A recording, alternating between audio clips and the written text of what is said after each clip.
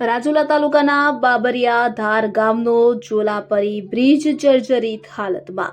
તો રાજુલા તાલુકાના બાબરિયા ધાર ગામે આવેલ જોલાપરી નદી પરનો બ્રિજને લઈને વાહન ચાલકો હેરાન પરેશાન થયા છે. તેમજ 1996માં બનેલા બ્રિજનું હજુ પણ રિપેરિંગ કામ કરવામાં આવ્યું નથી. હાલ પુલની હાલત અતિ ગંભીર હોય કે જેથી પુલ દ્વારા કોઈ અકસ્માત સર્જાય તો મોટી જાનહાનિ થાય તેવી ભીતિ છે. અને બાજુમાં બે શાળા પણ આવેલ અને બાળકો આ પુલ ઉપરથી થઈને શાળાએ જતા હોય છે. અગાઉ બાબરિયા ધાર ગામના પૂર્વ સરપંચ અનિલભાઈ લાડુમોર દ્વારા પૂર્વ નાયબ મુખ્ય પ્રધાન નીતિનભાઈ પટેલને પરિસ્થિતિથી પણ વાકેફ કરેલ અને મોરબી ઝુલતા પુલ નીચે અકસ્માતની ઘટના બની હતી. ત્યારબાદ આ જોલાપરી બ્રિજ ઉપર મોટા વાહનોને અવરજવર પણ બંધ કરેલ અને ત્યારબાદ ફરીથી મોટા વાહનો શરૂ કરી દેવામાં આવેલ હતા. હાલ કોઈ અકસ્માતની ઘટના સર્જાય તો તેનો જવાબદાર કોણ?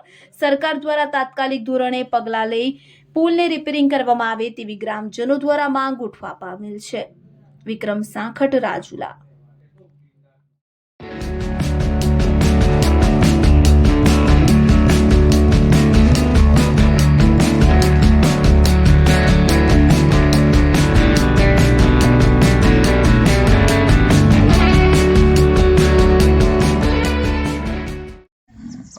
સાહેબ, આપનું શુભ નામ શું છે?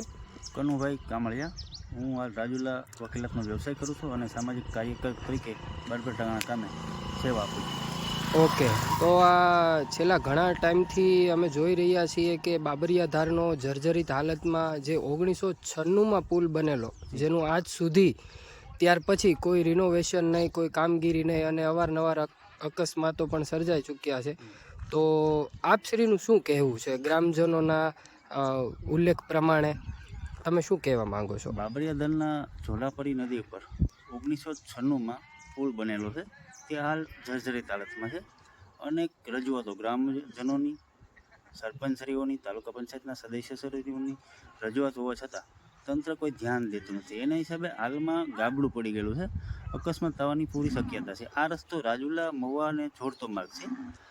આજુબાજુના ગામડાવાળા બાળકો છે, આસરાણા, અખેગઢ, મેરિયાણા સ્કૂલમાં ભણવા આવે છે. એટલા માટે બાળકોને પણ અકસ્માત નડે એવું છે, કારણ કે વારંવાર ત્યાં બસો ચાલે છે, સ્કૂલ બસો. આના હિસાબે ગમે ત્યારે આ રસ્તો બંધ થવાની પૂરી શક્યતા છે. અને આ બાબરિયાધાર ને અમૂલી રાજુલા તથા અમરેલીનો છેવાડાના ગામ છે, એટલે તંત્ર ત્યાં પહોંચતું નથી. તંત્રને વારંવાર રજૂઆત કરવા છતાં આ રોડ પણ ખરાબ થઈ ગયેલો છે. અમૂલીથી અખેગઢનો રોડ પણ ખરાબ છે.